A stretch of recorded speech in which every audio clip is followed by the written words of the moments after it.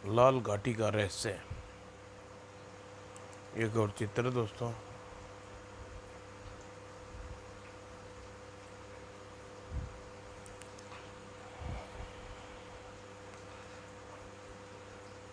शुरू करते हैं दोस्तों।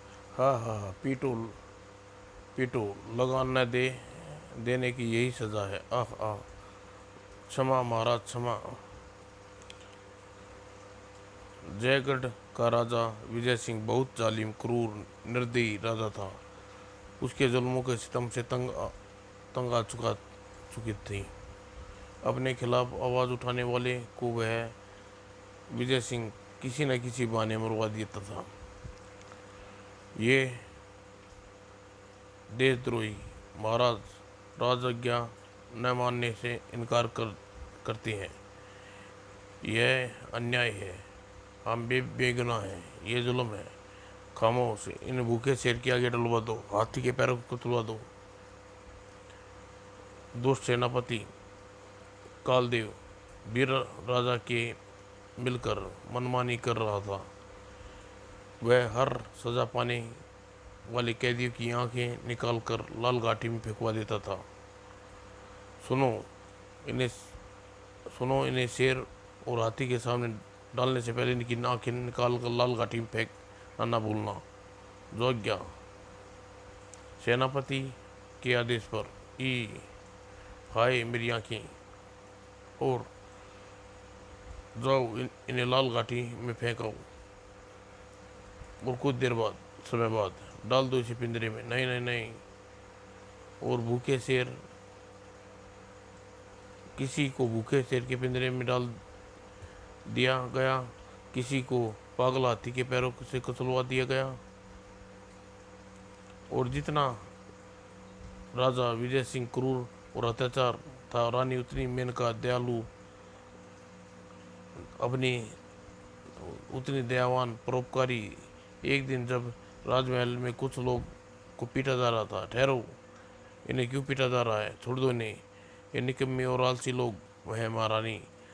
महामंत्री जी ने का हुक्म है, इन्हें महल की सफाई का काम दिया था जाए, किंतु ये तैयार नहीं है। हे ईश्वर, आज भी महारानी दुखी और उदास। सैनिकों के जुल्म देखकर महारानी उदास हो उठती और महामंत्री शेर सिंह, जो स्वयं एक नेक और इंसान थे, वह आ गए पहुंचे। प्रजा दुखी, दुख और देखा नहीं जाता, क्योंकि ये विवश थी। राजा और सेनापति के आगे उनकी एक न चलती। नमस्कार महारानी। देखिए महामंत्री जी, अन्याय आखिर कब तक होता रहेगा? और नीचे शोर सुनकर महारानी चौंक उठी।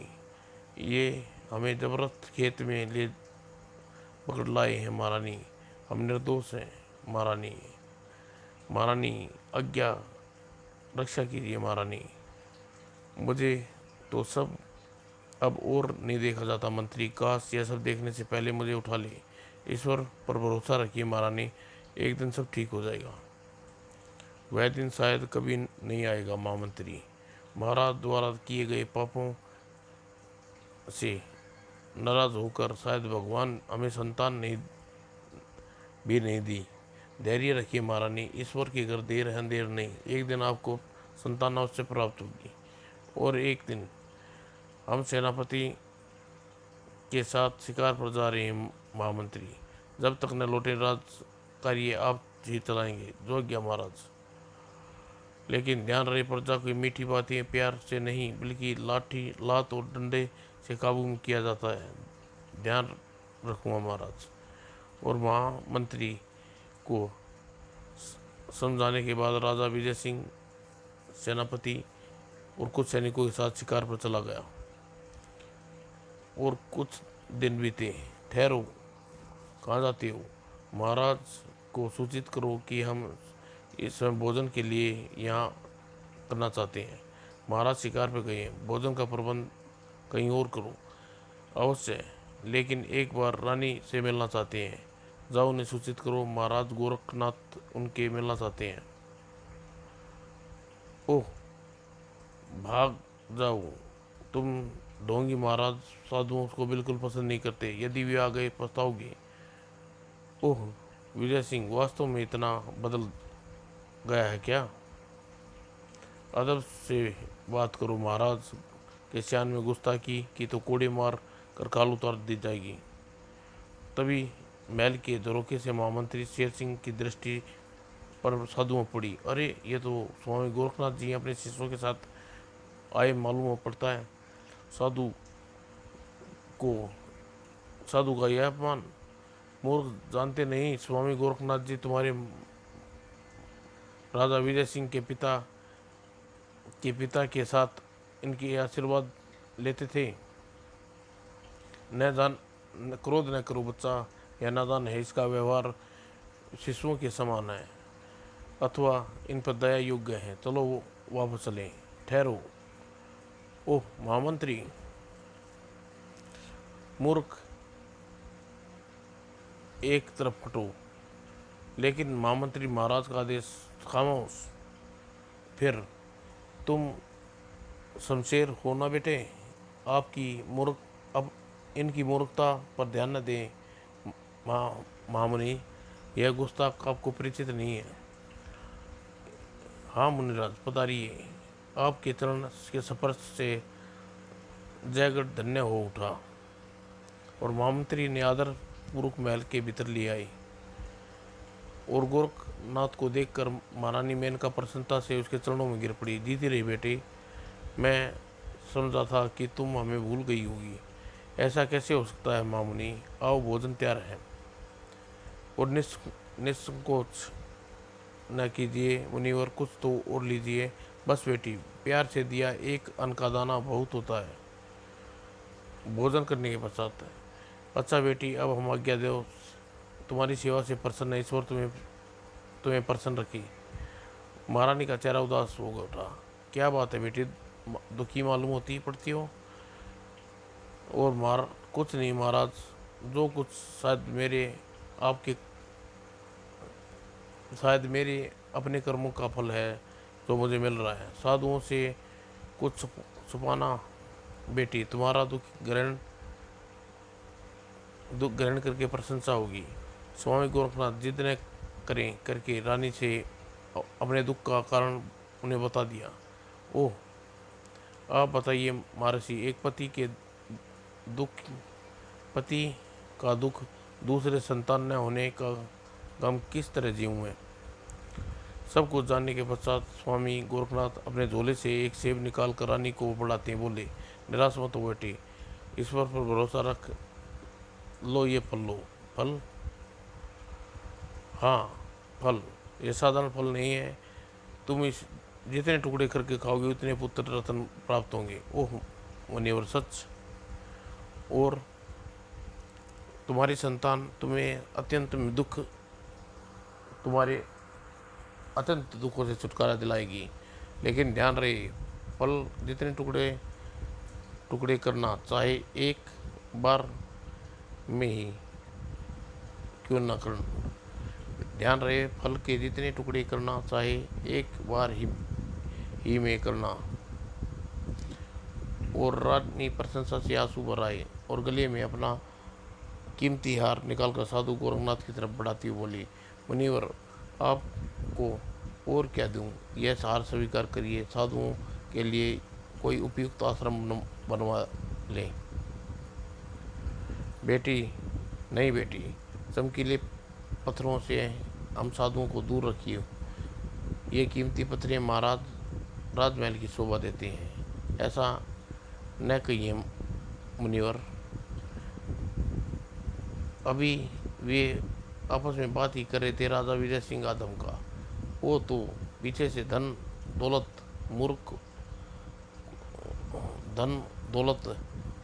को इस मूर्ख और इस तरह पाखंडी साधुओं पर बर्बाद कर रही है। और देखकर राजा जयसिंह क्रोध में आग बोला, अरे मूर्ख स्त्री, तेरे पीछे से ये गुल खिलाए जा रहे हैं स्वामी। मूर्ख स्त्री, यह कीमती हार किस काम का? चोर, आलसी, पाखंडी साधुओं को देने के लिए नहीं, यदि कुछ देना है तो इन्हें कोड़े की सजा दो। ऐसा न कहिए नाथ, ये स्वामी गोरखनाथ हैं, आप और इनके शिष्य हैं। महर्षि का कहना है कि हम संतान प्राप्त कर सकते हैं, देखिए ये फल भी दिया है हमें। और राजा विजय सिंह ने पारा चढ़ा, फेंक इस गंदे फल को मूर्ख, यह ईश्वर ने हमें संतान नहीं दी तो यह पाखंडी साधु हमें क्या देगा। नहीं नहीं, ऐसा अपमान मत कीजिए इनका।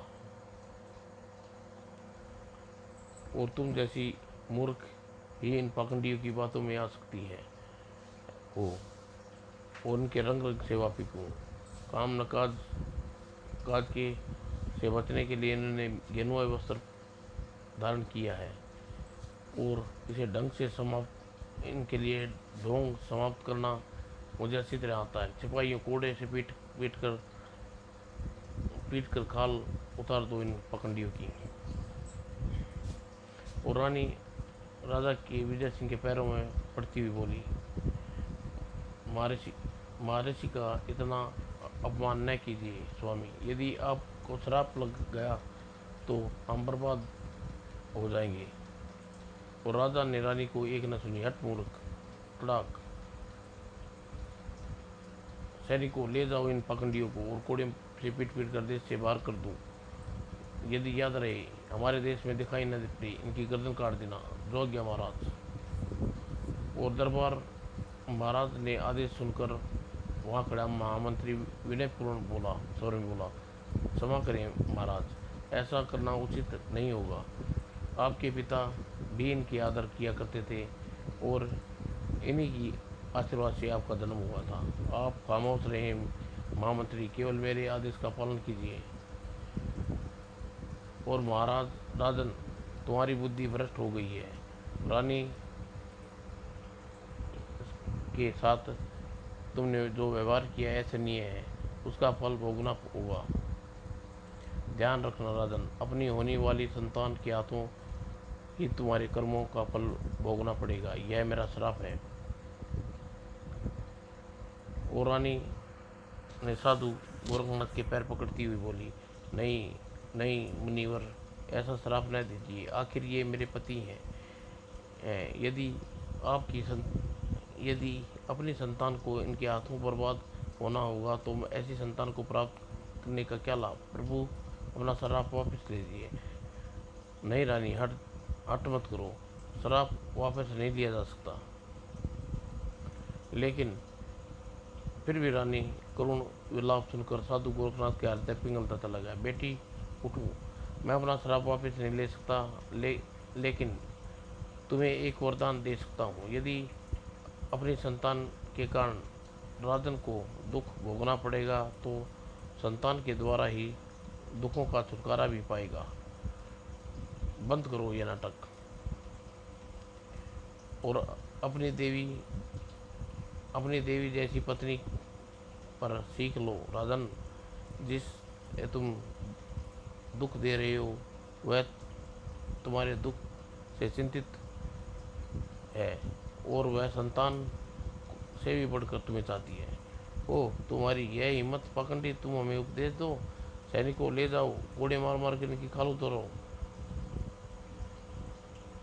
और यात्रा गृह में जाकर सैनिकों ने गोरखनाथ उनके शिष्यों पर पीटना आरंभ कर दिया।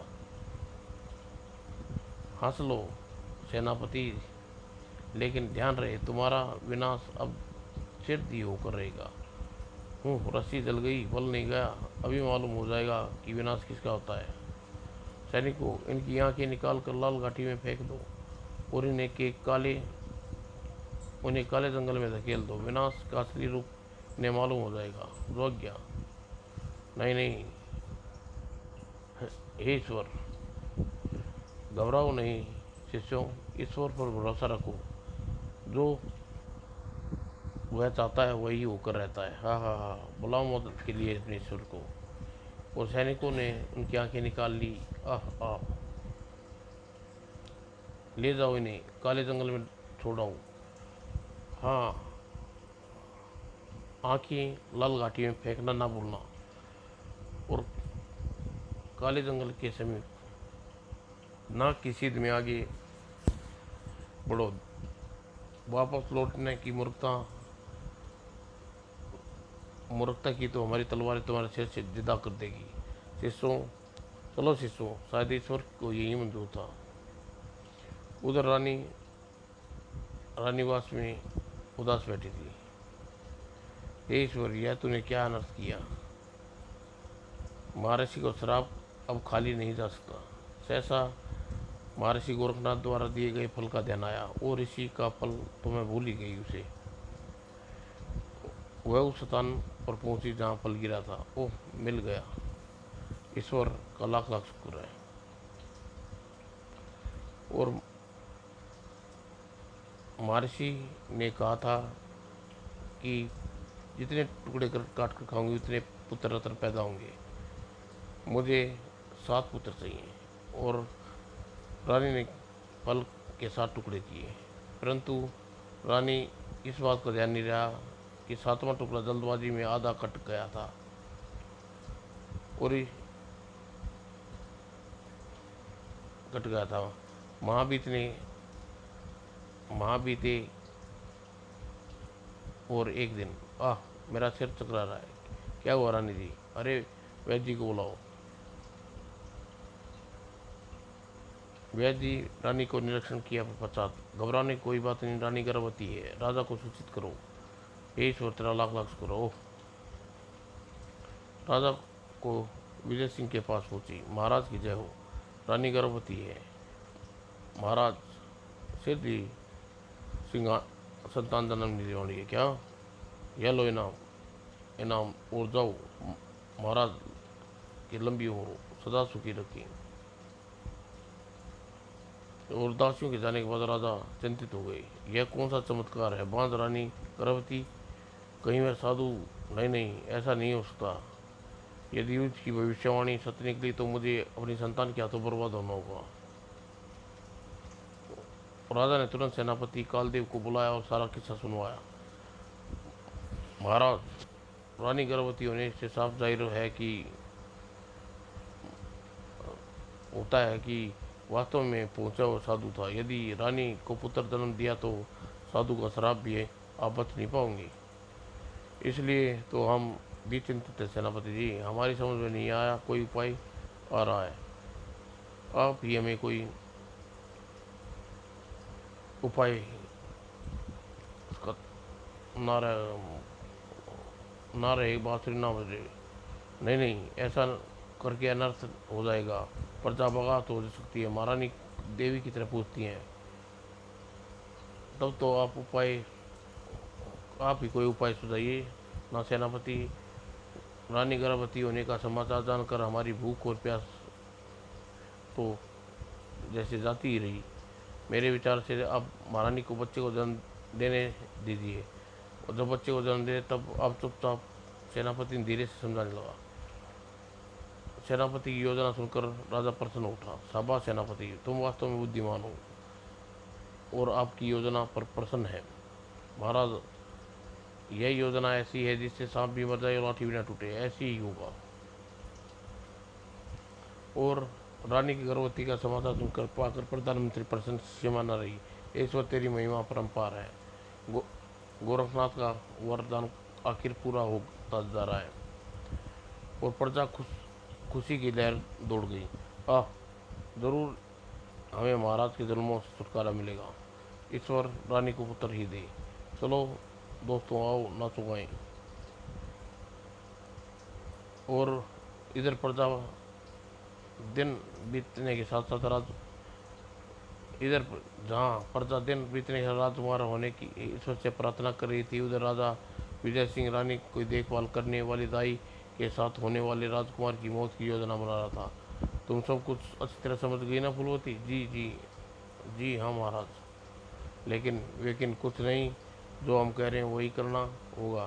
किसी को कानों कानों भनक नहीं लगनी चाहिए, वरना तुम्हारी खैर नहीं। जो आज्ञा महाराज। और भी बस वो दाई राजा से उन्हें स्वीकृति देनी पड़ी। और में एक दिन राजकुमारी ने सुंदर राजकुमार को जन्म दिया, लेकिन राजकुमारी जन्म देने के साथ ही बेहोश हो गई। किंतु सुंदर राजकुमार ईश्वर ने मुझे क्षमा करना, मैं विवश हूँ मामा। और तभी कमरे के फर्श में गुप्त द्वार खुला। ओह महाराज! और राज राजा विजय सिंह मुँह छुपाए हुए कमरे में भीतर दाखिल हुए। सब मालूम है ना फूलवती? हाँ महाराज, राजकुमारी हुआ है। रानी मेरी औषधि से गहरी नींद सोई हुई है। शाबाश! और तुम्हारा मुंह मांगा इनाम मिलेगा। और उसके पश्चात, हाँ हाँ मूर्ख साधु, ने तूने कहा था कि मेरा विनाश के कारण बनेगा, लेकिन इससे पहले तेरी मौत का कारण बन रहा हूँ। लेकिन कल ये सब यही जानेंगे कि रानी ने एक मरे हुए बच्चे को जन्म दिया। हे ईश्वर! और रानी की निंद्रा टूटी। ओह मेरा लाल! धीरज रखी रानी, ईश्वर ने शायद यही मंजूर था। इतने सालों बाद दिया भी तो आपको एक मृत्यु पुत्र। और विजय सिंह ने राजकुमार का गला घोटकर मार डाला। ये ईश्वर, तूने यह कैसा अनर्थ किया? राजकुमारी की कोख से फिर खाली कर दी। और जब महामंत्री यह समाचार मिला तो रानी एक मृत पुत्र को जन्म दिया था, वह शोककुल हो उठे और प्रजा भी दुख की लहर दौड़ गई, क्योंकि रानी ने एक मृत पुत्र को जन्म दिया है। ओह! इतने सालों बाद रानी ने संतान मिली, वह भी मरी। ओढ़ ईश्वर के आगे किसका बात चल रहा है भाई? सोचा राजकुमार महाराज के जुल्मों से तुमसे छुटकारा दिलाएगा, लेकिन सारी उम्मीदों पर पानी फिर गया। लोगों के घरों में चूल्हे नहीं जले। आज चूल्हा मत जलाओ भगवान, आज खाने का दिल नहीं है। मेरा भी दिल नहीं है महारानी, इतना बड़ा दुख भला हमारे कंठ से नीचे कैसे उतर सकता है? हमें भी भूख नहीं है, हमें भी भूख नहीं, खाएंगे। और लेकिन समय बीतने में देर नहीं लगी। फल के टुकड़े दूसरे टुकड़े ने फिर रंग दिखाया और मेनका फिर गर्भवती हुई। ओह बधाई हो महाराज, फिर गर्भवती है। ओह, मुझे काल फिर से पैदा होने वाला जा रहा है। और राजा ने तुरंत सेनापति को पास बुलाया। सेनापति, समझ में नहीं आता आखिर यह कैसा चमत्कार हो रहा है। चिंता न करें महाराज, पहले ही के समान इस बार भी आपका बना काल मृत होगा। मेरी बात अच्छी तरह समझ रहे ना? ओह, तो फिर आप अपने हाथों पितर की मृत्यु करनी होगी। इसके अलावा कोई उपाय तो नहीं है महाराज? ओह, हम तुम ठीक कहते हो। और सेनापति ने राजा को उकसा कर लौट गया। और समय रानी ने सुंदर पुत्र को जन्म दिया। दाई द्वारा दी गई औषधि से के कारण बेहोश हो गई और इस रानी के पास सुला दिया। दो ध्यान रहे, यही मालूम होना चाहिए कि बच्चा मृत पैदा हुआ। ऐसा ही होगा महाराज। राजा के गुप्तवार से वापस उसे भी समाप्त करके वापस लौट गया।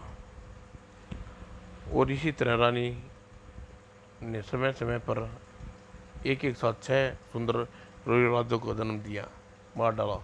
आहा महाराज, मुझे समझ में नहीं आता कि रानी मृत बच्चों को जन्म दे रही है और तब रानी बच्चे बच्चे को जन्म देती रहेगी, प्रजा ऐसे ही समझती रहेगी। हा हा हा, सभी यही समझते हैं मृत बच्चे को जन्म दे रही है। और राजा विजय सिंह अपने सेनापति कालदेव नहीं जानते थे। इनके बाद 6 मृत बच्चों होने पर राजकुमार महामंत्री शेर सिंह के दिल में संदेह का पैदा कर दिया। वह, यह तेरी इच्छा हरगिज नहीं हो सकती प्रभु। मुझे विश्वास है ऐसा अर्थ नहीं कर सकता। जरूर कुछ दाल में काला है। यह सारी प्रजा राजकुमार की मौत का दुख से उदास है। वहाँ महाराज और सेनापति एक बार भी रानी से पूछ कर देखना चाहिए। और महारानी के गुप्त रूप से रानी की मुलाकात की। दुखी न हो महारानी, जो होना था हो गया, लेकिन मुझे एक बात जानना चाहता हूँ, क्या जन्म देने के बता राजकुमार रोए थे? मैं कुछ नहीं जानती महाराज, न जाने क्या मुझे बच्चे देने के समय मुझे गहरी नींद आ जाती है। क्या गहरी नींद अवश्य ही कोई गहरा चक्कर है, संबंध राजकाज राजवैद्य से सलाह करनी पड़ेगी। ईश्वर न करे, कौन है ये पाप की सजा मुझे, कौन से पाप की सजा दे रहा है? और फिर चिंतित महामंत्री महारानी से विदा लेकर वापस लौटा और महामंत्री शेर सिंह राजवैद्य से मिला। राजवैद्य, क्या स्त्री प्रजनन के समय गहरी नींद सो जाती है? हाँ, यदि बेहद तकलीफ में बचने के लिए उसे नींद की औषधि दी जाए तो। लेकिन यह सब आप क्यों पूछ रहे हैं महामंत्री जी? कोई विशेष कारण नहीं है। मेरी पुत्रवधि गर्भवती है और उसे प्रजनन के समय बहुत दर्द होता है। ओह महामंत्री जी, आप उसे उचित इलाज करवाना चाहिए। हाँ हाँ, सब अब तो कोई इलाज करवाना ही होगा। और आयुर्वेद से विदा लेने के बाद महामंत्री अपने निवास पर स्थान पर पहुंचा। मेरा संदेश ठीक निकला, दाल में कुछ जरूर काला है। मुझे दाई को टटोलना चाहिए आज रात को, और लगभग आधी रात को। कौन है? चीख मत, यदि खैर चाहती है तो मेरे प्रश्नों का ठीक ठीक उत्तर दे। महामंत्री जी, आप बताओ, महारानी को बच्चे का जन्म देने के पहले गहरी नींद क्यों सो जाती है? मुझे कुछ नहीं मालूम। झूठ बोलने की कोशिश मत करो मूर्ख स्त्री, सीधे सीधे सच्चाई बताओ, वरना तलवार की एक बार तुम्हारा सिर दर्शा अलग कर दूंगा। नहीं नहीं, मुझे मत मारो, मारिए, मेरा इसमें कोई कसूर नहीं है। जल्दी दाई ने सब कुछ उगल दिया। यदि महाराज की आज्ञा का पालन न करती तो महाराज मुझे मौत के घाट उतार देते। मौत के भय से मैंने ऐसा जघन्य पाप करती आई हूँ। ओह, तो यह बात है, सरासर यह चक्कर है सारा। महाराज स्वयं अपने पुत्रों की हत्या कर रहे हैं। सचमुच? सच जानते सुनने के पश्चात महामंत्री ने कहा, सुनो, अब आगे तुम्हें वही करना होगा जो मैं कहूँगा। मुझे मंजूर है महाराज, मैं स्वयं इस पाप के काम से छुटकारा पाना चाहती हूँ। महाराज, फिर महामंत्री अपनी योजना समझाने लगा। वो सारी योजना समझाने के पश्चात, अब तुम मुझे अच्छी तरह समझ गई न? यदि किसी को योजना की भनक पड़ी तो अपनी मौत निश्चित समझना। आप चिंता न करो महामंत्री, सब कुछ वैसा ही होगा जैसा आपने कहा है। और इतना कहकर महामंत्री निश्चित होकर लौट गई। और फिर समय बीतता गया। वह दिन भी आ पहुंचा जब रानी महामंत्री का बेहतर से इंतजार था। महारानी फिर से गर्भवती हो गई। महामंत्री जी, शाबाश, या लो अपना नाम। तुम्हें ध्यान है ना तुम्हें क्या करना है? जी हाँ महाराज। और फिर रानी का प्रसव होने वाला है, चुपचाप महामंत्री को खबर कर दूं। और दाई गुप्त मार्ग से होकर महामंत्री से मिलने महामंत्री व्याकुलता से इसी बात का इंतजार था। महारानी जी, प्रसव होने में कुछ समय बाकी है। ओह ठीक है, तुम महारानी के पास ही रुको, मैं जल्दी ही लौट कर आता हूँ। और महामंत्री तुरंत ही अपने घर गया और संयोग से कल ही उसकी नव पुत्रवधू ने एक बच्चे को जन्म दिया था। सब सोए हुए थे और महामंत्री ने एक कमरे में प्रविष्ट हुआ और खामोशी से अपने पुत्र को पालने से उठाया। क्षमा करना बहू, तुम्हारे कलेजे का टुकड़े को ले जा रहा हूँ, लेकिन यदि तुम राजकुमार की जान बचाने के लिए यह कुर्बानी जरूरी है। लेकिन महामंत्री शमशेर सिंह अपने पुत्र को गोद में लिए जैसे ही कमरे से बाहर निकला, उसका बेटा सामने आ खड़ा हुआ। तुम, यह आप चोरी से इसे कहाँ ले जा रहे हैं पिताजी? कोई चारा न देख महामंत्री ने सारी असलियत अपने बेटे को बता दी। यदि ऐसी बात है पिताजी, निश्चित ही अपने पुत्र को ले जाइए। राजकुमार की जिंदगी बचाने के लिए ऐसे सैकड़ों बेटे भी सैकड़ों बेटे को भी नहीं बल्कि अपने आप को भी कुर्बान कर सकता हूँ। शाबाश बेटे, मुझे तुम पर गर्व है। अब देर न कीजिए और बधाई हो महामंत्री जी। महारानी को ने एक बार दो जुड़वा राजकुमार को जन्म दिया है। हे ईश्वर, तेरा लाख लाख शुक्र है। जुड़वा राजकुमार होने के कारण फल का 7वां हिस्सा आधा कटा होना था और महामंत्री ने अपने पुत्र को दाई के हवाले करते हुए कहा, मेरे पुत्र को यह मेरा पुत्र है। तुम रानी को बगल में लेटा दो और दोनों राजकुमार को मुझे दे दो। मुझे इन्हें लेकर मैं तुरंत यहाँ से निकल जाना और मेरे पुत्र को मारकर महाराज को स्पष्ट हो जाए राजकुमार जिंदा स्पष्ट हो जाए और राजकुमार को जिंदा बच जाएगी, राजकुमार की जिंदगी बच जाएगी। लेकिन समय नष्ट ना करो, जैसा मैं कहता हूँ ऐसा करो। शिवा राजकुमार को बचाने के और कोई उपाय नहीं है। महाराज आते ही होंगे, जो आज्ञा। और महामंत्री पुत्र को रानी के बगल में रख दाई ने राजकुमारों को महामंत्री के हवाले कर दिया। सुनो, महाराज को तनिक भी संदेह न होने चाहिए, वरना राजकुमारों की जान जोखिम में पड़ जाएगी। चिंता न करो महामंत्री, यह कुर्बानी व्यर्थ नहीं जानी जाएगी। और फिर महामंत्री राजकुमारों को लेकर गुप्त रास्ते से बाहर निकल गया और महामंत्री के जाने के कुछ समय पश्चात ही पहले वाले गुप्त द्वार से महाराज विजय सिंह रानीवास में प्रवेश किया। हाँ, मेरे विनाश का दूत, तू भी मरने के लिए तैयार हो जा। और महामंत्री के पुत्र को मारने के पश्चात जब विजय सिंह लौटा, बेचारा, कितनी बड़ी कुर्बानी दी है महामंत्री, धन्य है जिन्होंने राजकुमार बचाने के लिए अपने खून की बलि चला दी। उधर महामंत्री रात के अंधेरे में राजकुमार को झोली में लिए घोड़े पर सवार होकर एक दिशा में बढ़ा जा रहा था और उस समय वे दोनों अबोध राजकुमारों को लिए खंडर में पहुंचा। खंडर में तहखाने में यह शाही निशान बड़े होने पर इन्हें राजकुमार की पहचान कराएगा। और महामंत्री ने दोनों राजकुमारों की बाहों पर शाही निशान लगा दिए और भोर होने पर, आए मेरे लाल, धीरज रखो राजकुमार, ईश्वर ने तुम्हारी कोख से फिर मत भरेगा। ईश्वर से दुआ करेंगे। नहीं, अब मैं कभी मां नहीं बन सकूंगी। फलों के साथे टुकड़े बेकार में व्यर्थ गए, शायद रात को खाने के कारण ही। नहीं नहीं, मेरा लाल मरा नहीं है, यह जिंदा है। मैं इसकी माँ हूँ और मुझे से कोई जुदा नहीं कर सकता, भगवान भी नहीं। हाँ हाँ, वो पागल हो गई है। उफ, यह दुख और अर्थात दुख में रानी पागल हो गई। साधु साधु गोरखपुर के साथ साथियों का क्या हुआ? दोनों राजकुमारों का क्या हुआ? क्या रानी फिर कभी सही अवस्था में हुई? सेनापति लोगों को आंखें निकाल कर लाल घाटी में क्यों फेंकता था?